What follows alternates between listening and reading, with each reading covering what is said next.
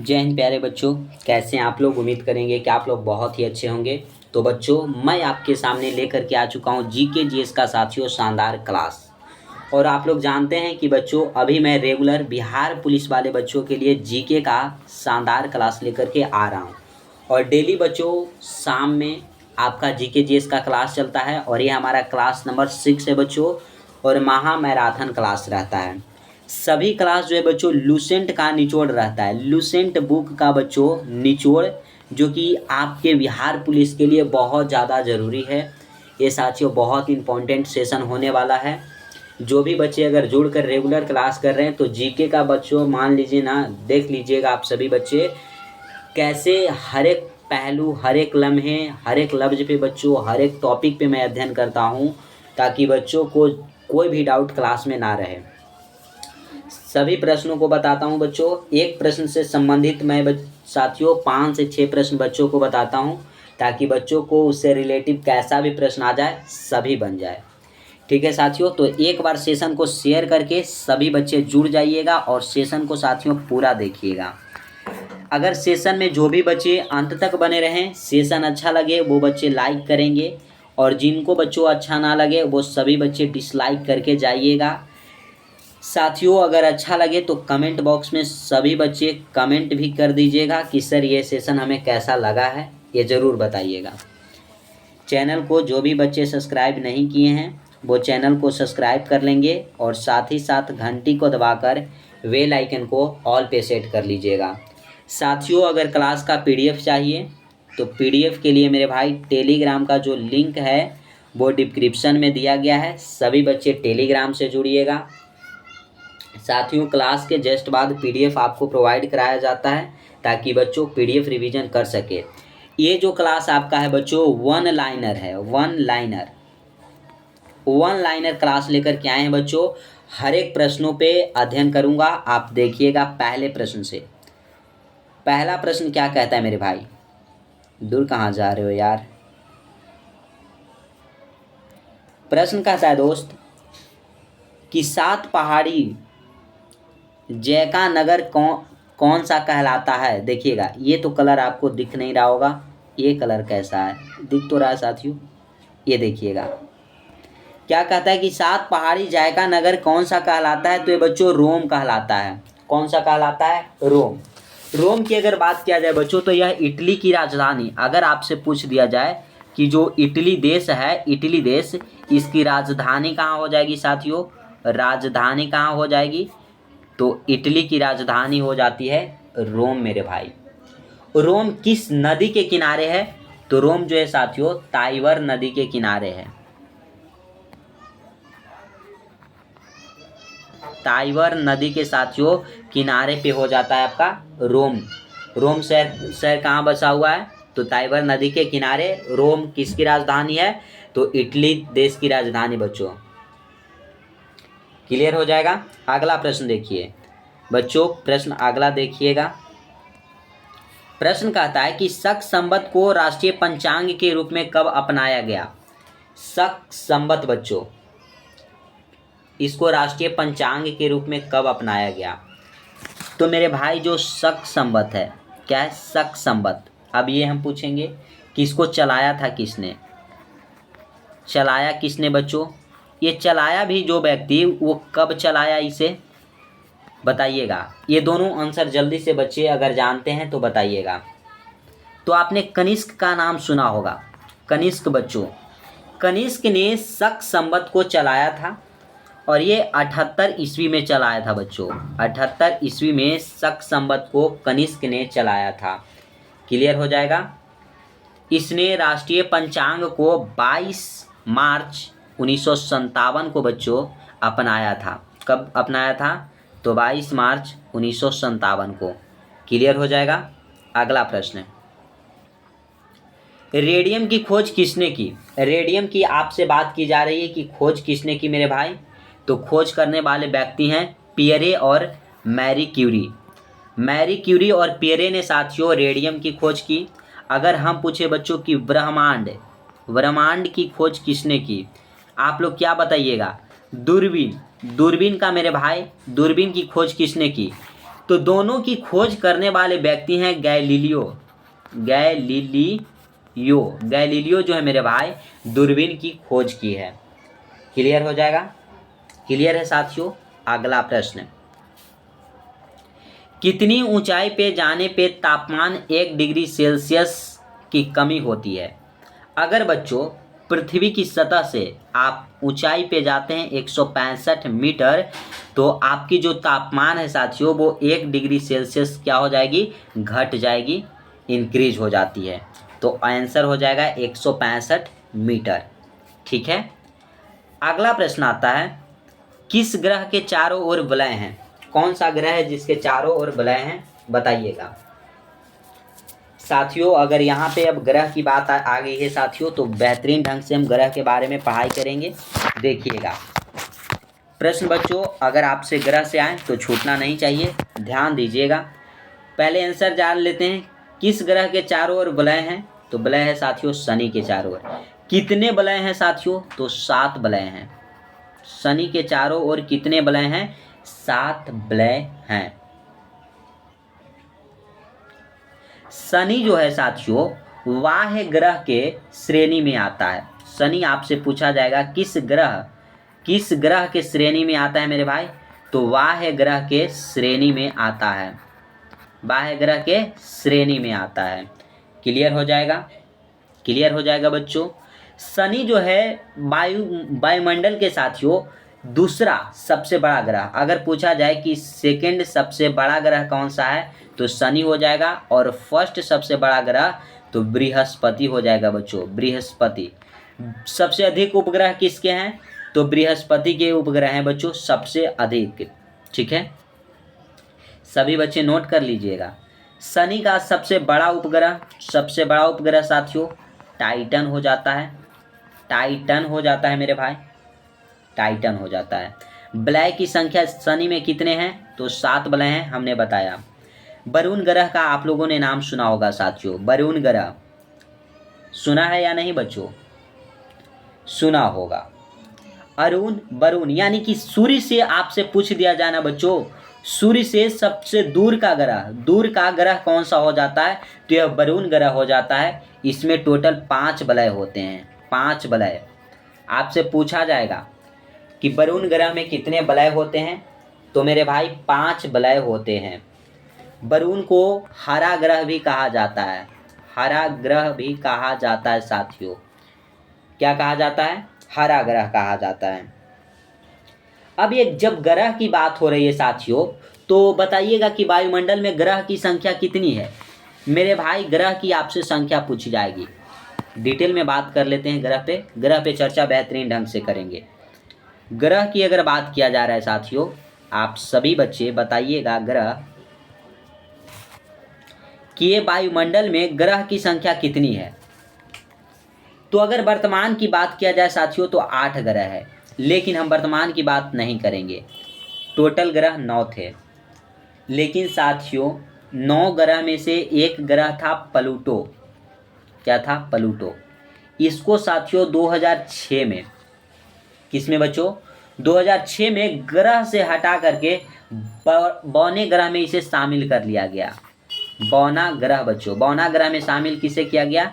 Pluto को शामिल कर लिया गया 2006 में। 29 अगस्त 2006 को प्लूटो को बौने ग्रह में शामिल कर लिया गया। और वर्तमान में ग्रह की संख्या अभी बच्चों 8 है। कितने ग्रह हैं? 8 हो जाएगा। ठीक है, अब 8 ग्रह में बात करेंगे बच्चों की सबसे चमकीला ग्रह किसे कहा जाता है? साथियों बताइएगा। भोर का तारा साथियों, सांझ का तारा बताइएगा किसे कहा जाता है साथियों? पृथ्वी की बहन।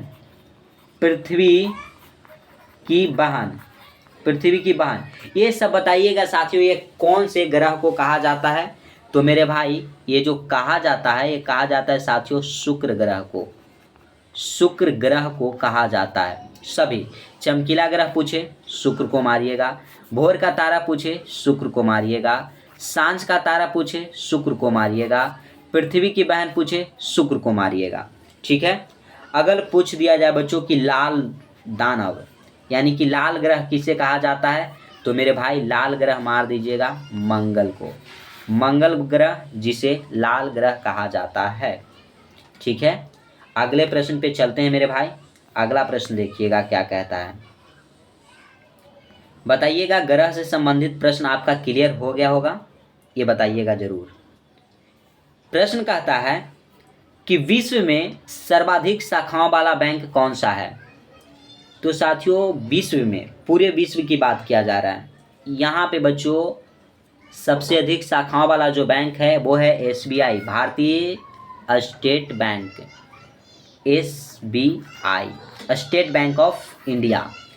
इसमें बच्चों शाखाओं की संख्या सबसे अधिक है। इसको बच्चों एसबीआई को इंपीरियल बैंक के नाम से भी जाना जाता है। तो 1921 ईस्वी में इसे इंपीरियल बैंक नाम था। क्या था? इंपीरियल, इंपीरियल, इंपीरियल बैंक बच्चों इसका नाम था। कब? 1921 ईस्वी में। क्लियर हो गया आपका? यहाँ तक क्लियर है साथियों? बताइएगा। अगला आता है, सफ़ेद हाथियों का देश कौन सा है? तो थाईलैंड बच्चों सफ़ेद हाथियों की देश हो जाता है। इसकी राजधानी अगर पूछा जाए तो बैंकॉक हो जाता है। बैंकॉक बच्चों, बैंकॉक हो जाता है थाईलैंड की राजधानी। ठीक है, अगला, कंगारू किस देश की राष्ट्रीय चिन्ह है?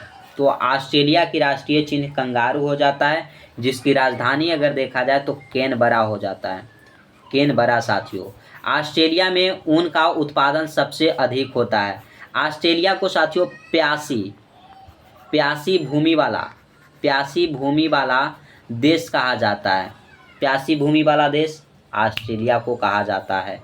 ऑस्ट्रेलिया एक महादेश है बच्चों। अगर टोटल महादेश की संख्या पूछा जाए, ऑस्ट्रेलिया सबसे छोटा महादेश, सबसे छोटा महाद्वीप कौन सा है? महादेश बच्चों, महादेश ऑस्ट्रेलिया है। टोटल महादेश की संख्या 7 है। ठीक है, क्लियर हो जाएगा यहाँ तक मेरे भाई? क्लियर हो जाएगा। ऑस्ट्रेलिया की जो राष्ट्रीय चिन्ह है कंगारू है। ऑस्ट्रेलिया की राष्ट्रीय पशु कंगारू। जैसे हम लोग देखते हैं ना, ऑस्ट्रेलिया वाला क्रिकेट खेलने आता था, बोलते हैं कि कंगारुओं के साथ आज मैच है, तो कंगारू याद रखिएगा। अगला कहता है, सुंदरलाल बहुगुणा का संबंध किस आंदोलन से है? तो ये बच्चों चिपको आंदोलन से है। चिपको आंदोलन की अगर शुरुआत की बात किया जाए बच्चों, ये चलाया गया था सुंदरलाल बहुगुणा के द्वारा। ये उत्तराखंड में से चलाया गया था। कहाँ से? उत्तराखंड में बच्चों चिपको आंदोलन को चलाया गया था। यह आंदोलन 1970 में हुआ था। ठीक है, कब हुआ था? 1970। पूछा जाएगा आपसे कि चिपको आंदोलन कब हुआ? 1970 में। बच्चों कहाँ पे हुआ? उत्तराखंड में हो जाएगा। उत्तराखंड की राजधानी हो जाता है देहरादून, देहरादून। ठीक है, चिपको आंदोलन जो था बच्चों अंगू के पेड़ काटने के कारण होता था। अंगू के पेड़ काट रहे थे लोग, तो वहाँ की जनताएं जो थी वो पेड़ में चिपक गए थे और बोलते थे कि पहले मुझे काटो उसके बाद पेड़ को काटो। तो वहीं से सुंदरलाल बहुगुणा के नेतृत्व में चिपको आंदोलन 1970 के दशक में बच्चों स्टार्ट हुआ था उत्तराखंड में। ठीक है, यहाँ तक क्लियर हो जाएगा बच्चों? क्लियर हो जाएगा? बताइएगा। अगला प्रश्न देखिएगा क्या कहता है। कहता है कि सन 1923 में स्वराज पार्टी का गठन किसने किया था? तो चित्तरंजन दास और मोतीलाल नेहरू ने बच्चों 1923 ईस्वी में स्वराज पार्टी का गठन किया था। अगला आता है प्रश्न, वो देखिएगा साथियों। अगर प्रश्न में दिक्कत हो आप सभी बच्चे बताइएगा, मैं बच्चों आपके प्रश्न को देखूंगा। बोला जा रहा है कि भगत सिंह, सुखदेव, राजगुरु को फांसी कब दी गई? तीनों को बच्चों एक साथ फांसी दी गई थी नेशनल असेंबली में बम फेंकने की वजह से। साथियों नेशनल असेंबली में भगत सिंह, सुखदेव और राजगुरु तीनों ने बम फेंका था और तीनों को साथियों 23 मार्च 1931 ईस्वी में फांसी की सजा पड़ी थी। भगत सिंह का अगर जन्म पूछ दिया जाए तो 1907 ईस्वी में हुआ था। और साथियों बताइएगा 1907 और 1931 मात्र 24 वर्ष की आयु में साथियों फांसी की सजा पे चढ़ गए थे। फांसी के फंदे पे लटक गए थे, वो वीर जवान भगत सिंह जो हमारे देश के लिए बच्चों अपनी बलिदान दे दी, हमारे देश के वो युवा जो हमारे देश के लिए बहुत ज़्यादा अच्छे काम किए साथियों, बहुत ज़्यादा संघर्ष किए। हमारे देश जब गुलाम था उस समय आज़ादी दिलाने का बहुत ज़्यादा प्रयास किया, वो भगत सिंह। देखिएगा, हम लोग 24 वर्ष तक बच्चों कैरियर के चक्कर में रहते हैं, कैरियर बनेगा, जॉब लेंगे, लेकिन भगत सिंह हमारे देश के लिए लड़े और वो 24 वर्ष की आयु में शहीद हो गए। हमारे देश के लिए बच्चों फांसी के सजे पर चल गए। याद रखिएगा वो वीर भगत सिंह जो हमारे देश के लिए क्या थे। अगला कहता है, माउंट एवरेस्ट पे सबसे पहले कौन चढ़ी जी? तेंजिंग नोर्गे भारत और एडमर्सन हेलिंग न्यूजीलैंड। ओहो, आंसर सब तो एक साथ है मेरे भाई।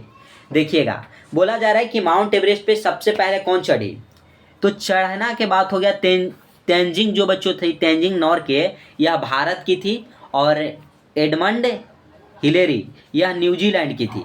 ये दोनों जो बच्चों है वो माउंट एवरेस्ट पे चढ़ने वाली पहली महिला है। अगर माउंट एवरेस्ट पूछा जाए है कहाँ पे, ये हो जाता है दोस्त नेपाल में है।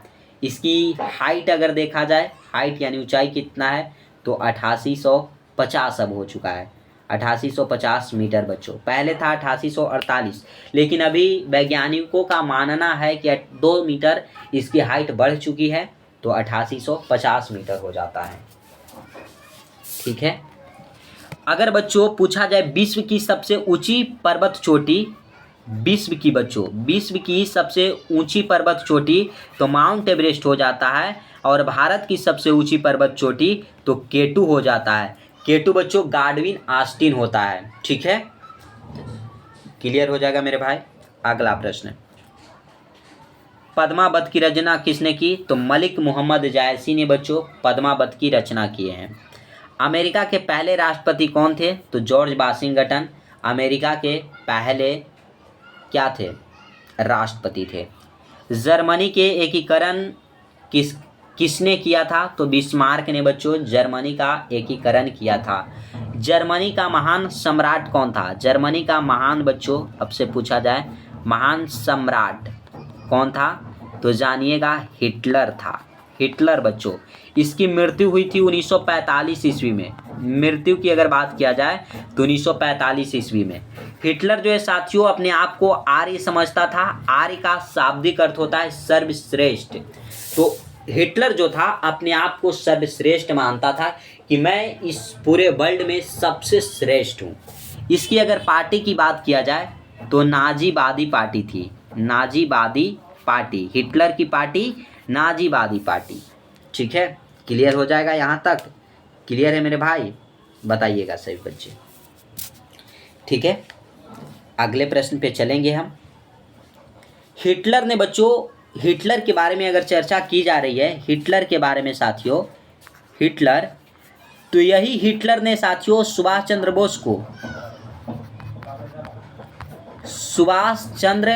बोस को नेताजी कहा था। नेताजी, अगर पूछा जाए सुभाष चंद्र बोस को नेताजी की उपाधि किसने दी, तो ये साथियों हिटलर ने दी थी। ठीक है, क्लियर हो जाएगा। अगला प्रश्न अगला कहता है कि न्यूट्रॉन की खोज किसने की? तो जेम्स चैडविक ने साथियों न्यूट्रॉन की खोज की थी। इलेक्ट्रॉन की खोज बच्चों, इलेक्ट्रॉन की खोज जे थॉमसन ने बच्चों, थॉमसन ने की थी। प्रोटॉन की खोज बच्चों गोल्ड अस्टीन ने की थी। गोल्ड अस्टीन ने मेरे भाई प्रोटॉन की खोज की थी। क्या क्लियर हो जाएगा यहाँ तक साथियों? यहाँ तक क्लियर है? सभी बच्चे बताइएगा।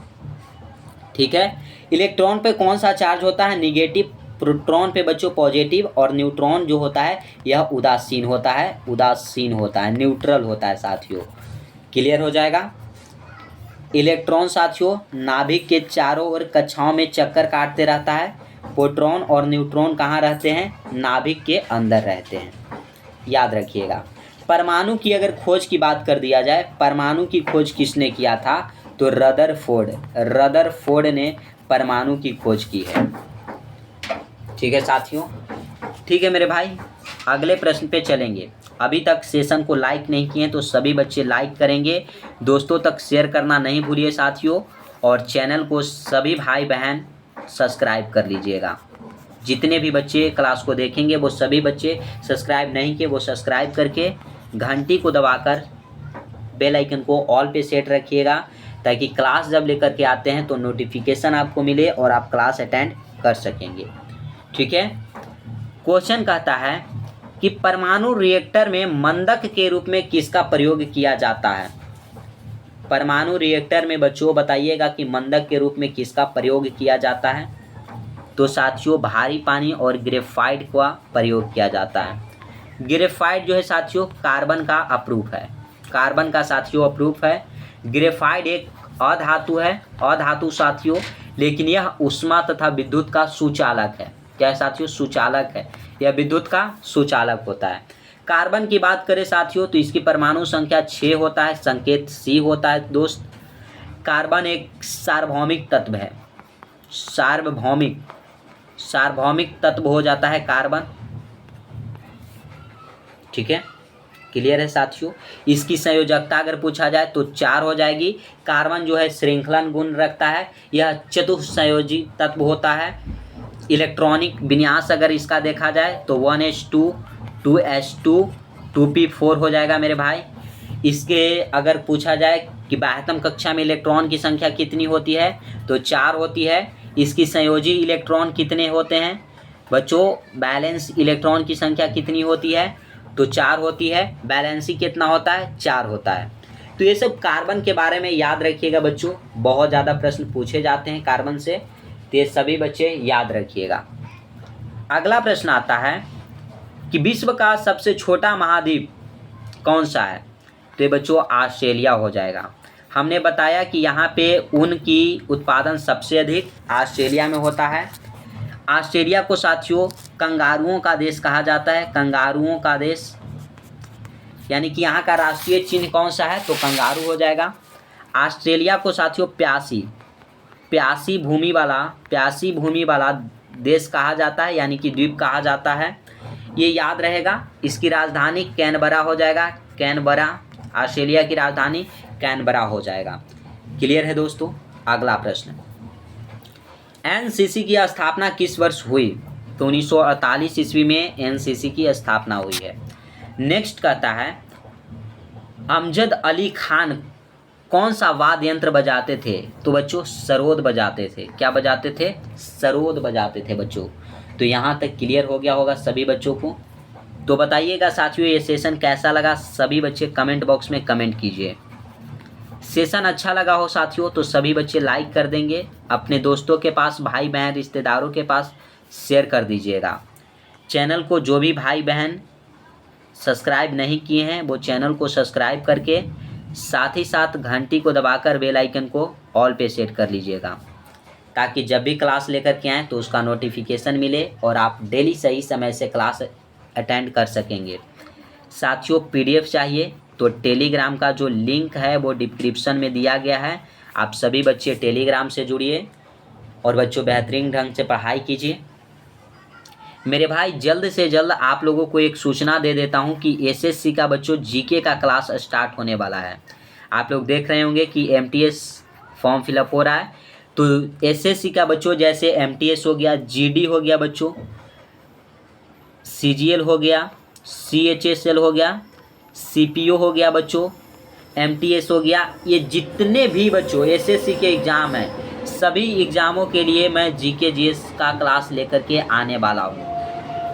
यूपी एसएससी बच्चों, जूनियर असिस्टेंट, ये सभी का बच्चों आपका जीके का क्लास लाऊंगा और जल्द से जल्द बच्चों आपके सामने वो प्रस्तुत करूंगा। फ्री ऑफ कॉस्ट यूट्यूब पे रहेगा।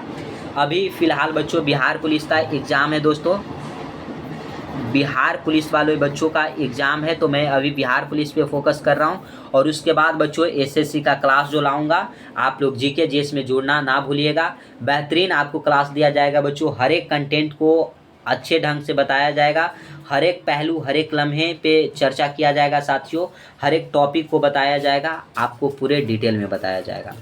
केवल आप बेहतरीन ढंग से पढ़ाई कीजिए, अपने दोस्तों तक शेयर करते रहिए और चैनल को सब्सक्राइब करके हमारे साथ जुड़े रहिएगा।